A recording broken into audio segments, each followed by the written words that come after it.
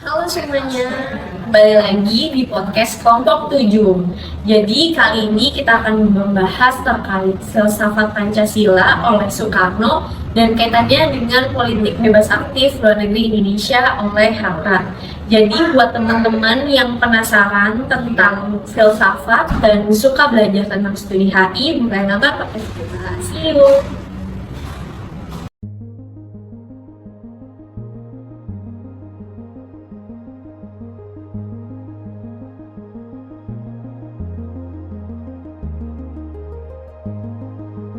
Itu aku menggali di dalam ingatanku, menggali di dalam ciptaku, menggali di dalam khayalku, apa yang terpendam di dalam bumi Indonesia ini, agar supaya sebagai hasil dari penggalian itu dapat dipakainya sebagai dasar daripada negara Indonesia merdeka yang akan datang. Bahwa Pancasila yang saya gali dan saya persembahkan kepada rakyat Indonesia, bahwa Pancasila itu adalah benar-benar satu dasar yang dinamis, satu dasar yang benar-benar dapat menghimpun segenap tenaga rakyat Indonesia, satu dasar yang benar-benar bisa mempersatukan.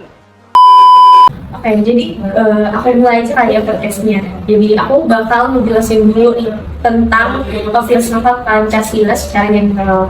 Nah, jadi Pancasila sendiri itu awalnya dikemukakan oleh Soekarno pada sidang PUPKI pada 1 Juni 1945. Waktu itu tuh beliau mengajukan ada 5 prinsip dasar yang dimana tuh ada nasionalisme, internasionalisme, permusyawaratan, kesejahteraan, dan ketuhanan. Nah, kalau 5 prinsip ini tuh yang akhirnya akan disebut dengan Pancasila. Nah, konsep ini juga berkembang lewat proses politik yang panjang, yang dimana setelah perdebatan BPUPKI, Panitia 9 itu kemudian dibentuk pada 22 Juni 1945. Nah, perdebatan itu tuh lumayan keras karena ada 2 golongan. Yang pertama itu ada yang ingin Islam sebagai dasar negara, dan yang satu lagi itu ada yang ingin nasionalisme yang lebih inklusif. Nah, akhirnya Soekarno itu kemudian menekankan kalau misalnya dasar negara Indonesia itu harus mewakili semua. Jadi hasil akhirnya seperti Pancasila yang kita tahu, ada ketuhanan, kemanusiaan, kerakyatan, keadilan, dan keadilan sosial. Nah, jadi kalau misalnya kita lihat dari perspektif filsafat Pancasila itu punya akar budaya yang sudah ada jauh sebelum negara ini tuh berdiri. Contohnya tuh seperti gotong royong, toleransi, solidaritas sosial, sampai etika hidup bermasyarakat. Nah, jadi Pancasila ini tuh bukan ide-ide yang tiba-tiba muncul gitu, tapi kristalisasi nilai-nilai yang sudah hidup lama di masyarakat Nusantara. Dan karena itu, Pancasila itu dapat disebut sebagai filosofi berslang atau dasar filsafat negara. Nah, jadi Pancasila itu bukan sekedar pedoman abstrak, tapi fondasi hukum, politik, sampai ke kebijakan publik Indonesia. Nah, selanjutnya mungkin kita bakal bahas ke nilai-nilai filsafat Pancasila kan ya. Nanti mungkin bisa dihasil sama Fahira. Oke, sekarang aku lanjutin ya. Aku mau bahas tentang nilai-nilai dari filsafat Pancasila. Nah, yang menarik di sini tuh Pancasila sebagai sistem filsafat ini, dia itu bukan hanya sebagai pedoman hidup bangsa Indonesia aja. Jadi filsafat Pancasila ini juga bisa digali dari 3 dimensi, yaitu ada ontologi, ada epistemologi, dan aksiologi. Yang pertama, ontologi. Ini tuh bicara soal hakikat keberadaan Pancasila. Secara ontologis, Pancasila itu lahir dari pengalaman hidup masyarakat Indonesia sendiri, bukan dari impor ideologi luar. Nilai-nilainya juga terlihat dari kehidupan sehari-hari, seperti martabat manusia, kebebasan beragama, solidaritas, dan juga semangat kemanusiaan. Dan yang kedua ada epistemologi, yaitu gimana sih cara memperoleh pengetahuan tentang nilai Pancasila. Nah, sumbernya itu bisa kita dapat dari budaya, adat, dan juga pengalaman sejarah bangsa. Secara formal, nilai-nilai ini bisa ditetapkan dalam pembukaan Undang-Undang Dasar 1945 di alinea 4. Dan penafsirannya pun berkembang melalui proses dialog, sejarah, dan pengalaman sosial bangsa Indonesia. Dan yang ketiga ada aksiologi. Aksiologi itu apa? Jadi aksiologi ini nilai-nilai moral yang diwujudkannya dalam tindakan. Di sini Pancasila ini menjadi pedoman dalam bersikap. Jadi ada sikap keadilan, gotong royong, kesejahteraan, demokrasi, dan juga musyawarah solidaritas. Nah, ketika kita bicara isi utama sila-sila Pancasila, aku mau jelasin juga masing-masing sila-silanya ya. Jadi sila pertama itu bicara tentang moralitas dan spiritualitas. Sila kedua menegaskan adanya keadilan dan juga martabat manusia. Sila ketiga berbicara soal nasionalisme inklusif. Sila keempat berbicara tentang demokrasi musyawarah. Sila kelima berbicara tentang menekankan keadilan sosial sebagai goal. Jadi nilai dasar Pancasila itu bersifat tetap, tapi cara penerapannya bisa menyesuaikan perkembangan zaman. Inilah yang bikin Pancasila itu relevan sampai sekarang. Dan boleh kalian lanjut tentang politik luar negeri demokratik.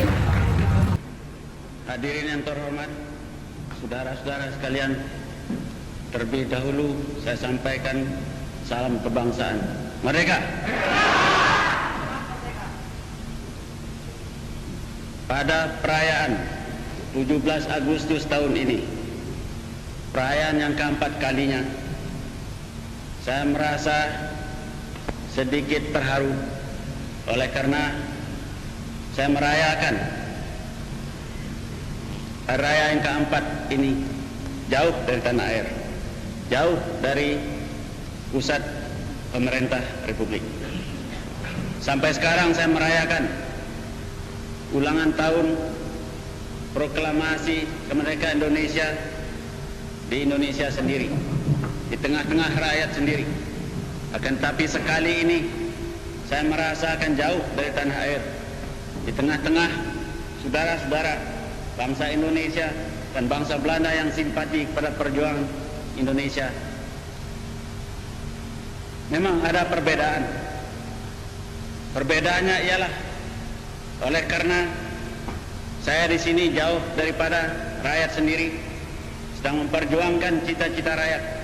Tapi sebaliknya, saya merasa gembira berada di tengah-tengah saudara bangsa Indonesia dan saudara-saudara bangsa Belanda yang simpati dengan perjuangan bangsa Indonesia.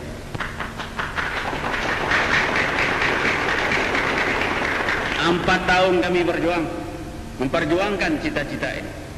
Dalam 4 tahun itu kami mengalami kekalahan, kami menderita kekalahan, tapi kami tidak pernah mengaku kalah. Tidak pernah kami mengaku kalah. Kami senantiasa menyimpan dalam jiwa kami cita-cita Indonesia merdeka, berdaulat, adil dan makmur. Saudara-saudara, perjuangan yang 4 tahun itu dengan penderitaan yang tidak sedikit daripada pemuda-pemuda Indonesia, datang dari seluruh lapisan bangsa, datang dari seluruh daerah bangsa.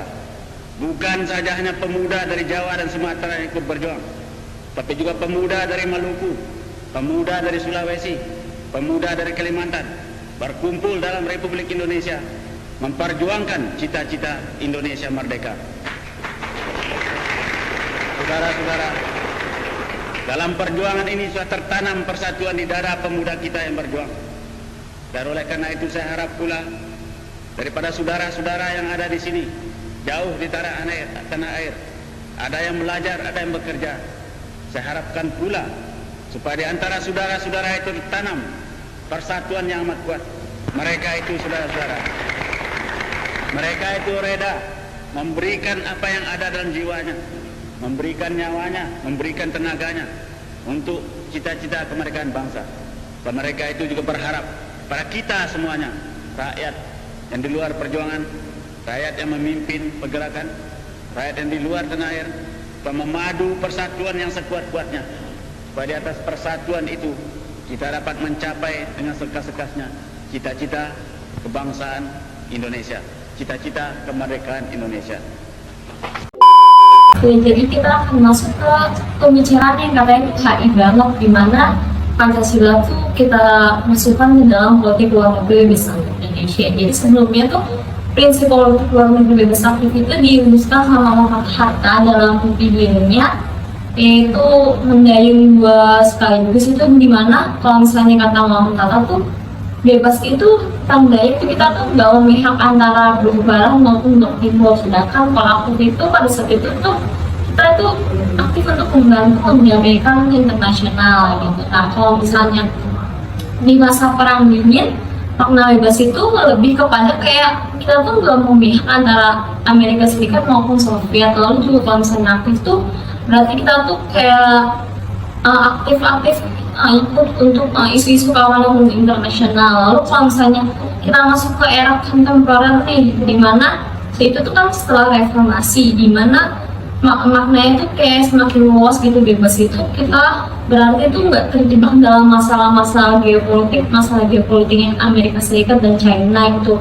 Nah kalau misalnya aktifnya itu tuh Indonesia tuh ikut aktif dalam G20, ASEAN seperti itu. Terus kalau misalnya kita masuk ke fase sekarang nih, dimana bebas dan aktif itu semakin luas, karena yang kita tahu ya kalau misalnya isu-isu global tuh kayak semakin meningkat kayak environmental, isu-isu iklim, isu-isu sebagainya kayak gitu.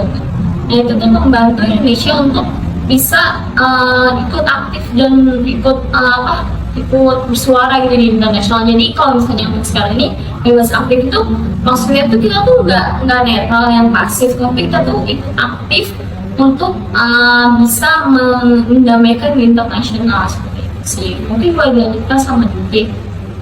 Jadi seperti yang dibahas oleh teman-teman saya tentang Pancasila dan juga politik bebas aktif. Jadi kayak apa sih relevansinya gitu? Jadi kan ya seperti yang kita tahu kalau Pancasila itu dasar filosofis dari negara Indonesia itu sendiri. Sementara bebas aktif itu merupakan suatu manifestasi dari untuk praktik dari nilai Pancasila itu sendiri dalam hubungan internasional Indonesia. Jadi bebas aktif itu bukan berdiri sendiri, tetapi merupakan suatu praktis dari nilai filosofi Pancasila. Nah, kayak misalkan, jadi seperti kita tahu kalau yang udah dijelaskan teman aku tadi, kalau Pancasila itu berangkat dari pemikiran Soekarno gitu, yang dijelaskan oleh Fahira dan juga Berlin. Lalu juga politik bebas aktif yang berawal dari Hatta yang dijelaskan oleh Amelia. Jadi apa sih relevannya? Jadi pemikiran Soekarno dan Hatta itu relevan sampai sekarang. Jadi Soekarno itu bicara soal solidaritas negara dan juga anti imperialisme, dan juga Hatta sendiri yang membicarakan tentang independensi dalam politik luar negeri. Jadi kedua pemikiran ini itu membentuk DNA dari prinsip bebas aktif itu sendiri. Dan kenapa masih relevan sampai saat ini?